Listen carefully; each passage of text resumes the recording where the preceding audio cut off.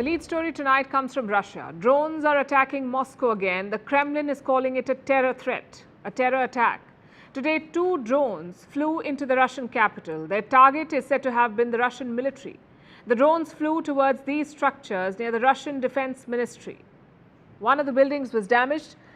It's a military university. The damage was not severe. There were no casualties, but the attack is audacious. It led to panic. I was asleep but woke up because of an explosion. Everything had started to shake. It felt like the whole building had come down. I looked out of the window. I live in the neighboring building on the side where there's less damage. And it felt strange. The damage was so minor. Well, okay, not minor. Any explosion is scary, but it sounded worse than it looked. And it seemed like the whole mall had exploded. After that, I looked online and saw the amount of damage from this side. And we came and had a look from here. This was an eyewitness account. They say it was scary, and perhaps that was the plan all along. That was the idea, spreading fear among Russians. Moscow says the drones were intercepted and such attacks are becoming too frequent. The first such incident was reported in the month of May. There was a drone attack on the Kremlin. Since then, more drones have flown towards Moscow. And who is the attacker? Well, no side has taken responsibility, but Russia blames Ukraine for what's been happening. Today, the declaration was made on Russian television. An attack by Ukrainian drones was prevented in Moscow in the early hours of this morning. The Defense Ministry states there were 2 drones. Specialists managed to jam them and the drones crashed without reaching their targets. No one was injured. Moscow Mayor Sergei Sobyanin noted the intercepted drones crashed into 2 uninhabited buildings. No major damage.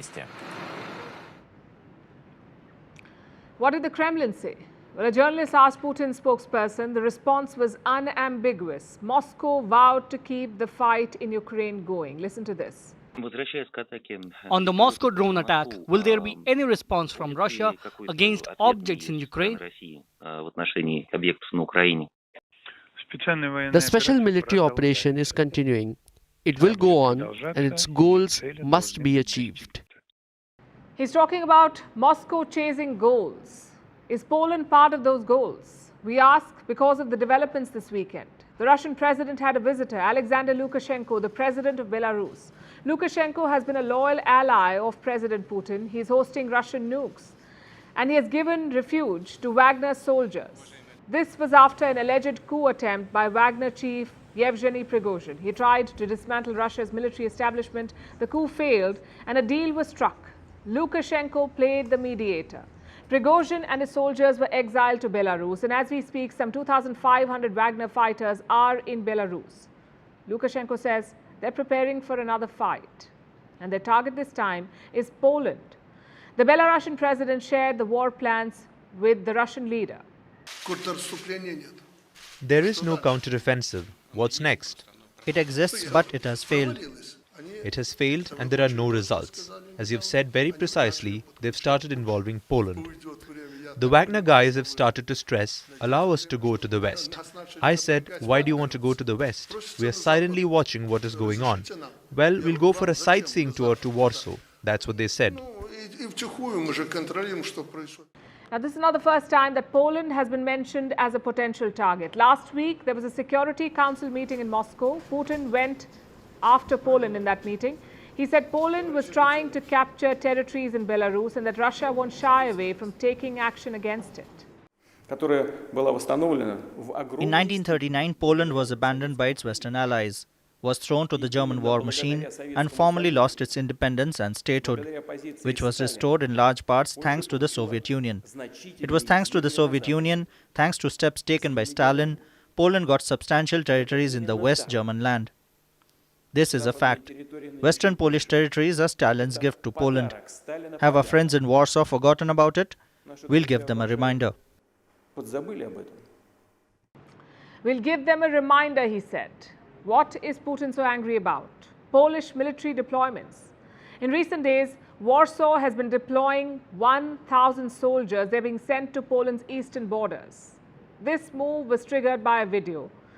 The video showed Wagner troops training Belarusian soldiers.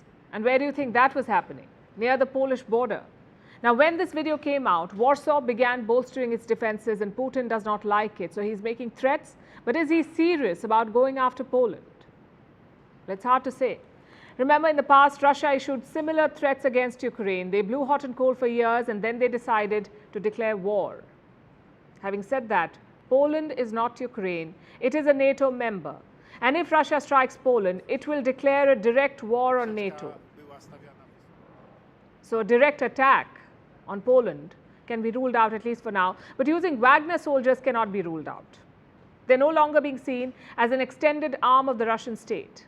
Moscow says it has snapped ties with this group. So will a Wagner attack on Poland give Putin plausible deniability? And more importantly, can and will Putin trust Wagner and Prigozhin again to do this?